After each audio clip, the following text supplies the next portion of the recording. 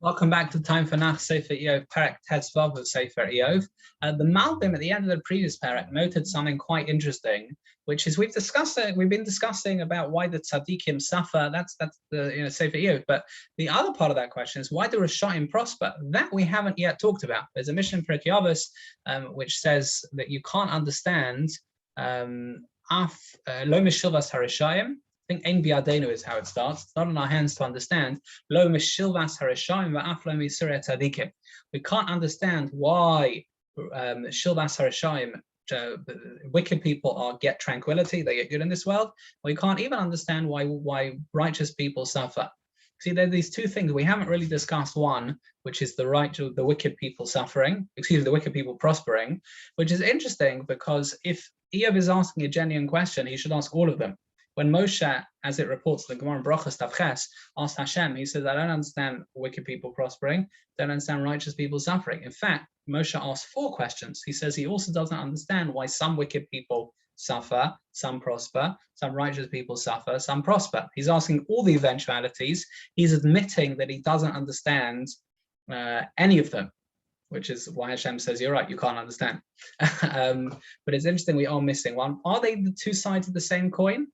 Is it that the same answer is there for why the wicked people prosper, or some of them, why the righteous people suffer, or are they two separate answers? So again, if you look carefully at that Mishnah, and this Tochas Chaim makes that point, is it says we don't understand Mishilvas Harashayim, why wicked people do well, and we don't even understand Af lo Misurat Tzadikim. It sounds like Yusurat Tzadikim, why righteous people suffer, would have been easier to understand, such that we say you don't even understand that.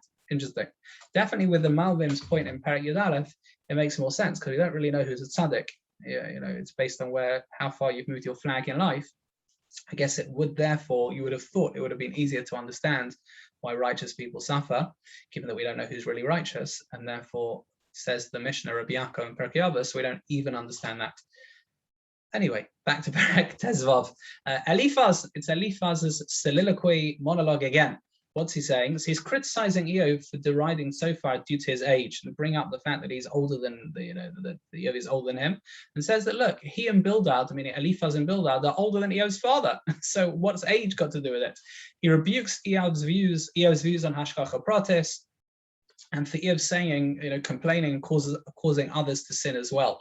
That's a really interesting point because there is this kind of fine line between asking a genuine question and causing people to have doubts that they can't resolve. The Ravid brings this up in reference to the Rambam answering, how can we have free will and Hashem having foreknowledge? The Rambam says we can't understand.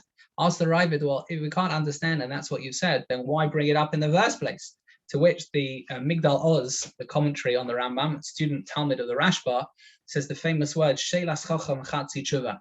As the question of a wise person is already half an answer. The way the Sfas Emes understands is that being able to discern between what you know and what you don't know is already half the way to an answer. As if a question is just hazy, I don't understand, well, okay, well, how are you going to see light through the haze? But if you've been mavdil ben ur lechoshech, as Sfas Emes says, if you've been able to say, right, I understand this, but I don't understand that, that's okay. That's already something. That's already being able to sift what you do know from what you don't know. That's already the beginning of an answer. He begins to question. So for Eliphaz he begins to answer back to Eliphaz. Eliphaz begins to answer the topic of why wicked people prosper. Aha! So now we're up to that, as the Malbim told us. Until now, we haven't. He says that the main reward is Olam Haba. Even though the reward in this world may be tranquility and peace, but people who are wicked don't have real peace and tranquility, even in this world, perhaps. Eliphaz says that a wicked person is someone who denigrates Hashem, someone who maintains that my success is because of me, and someone who brazenly defies Hashem's will. Such a person's success, by nature, is only temporary. That is Eliphaz, that's perek Tezvav.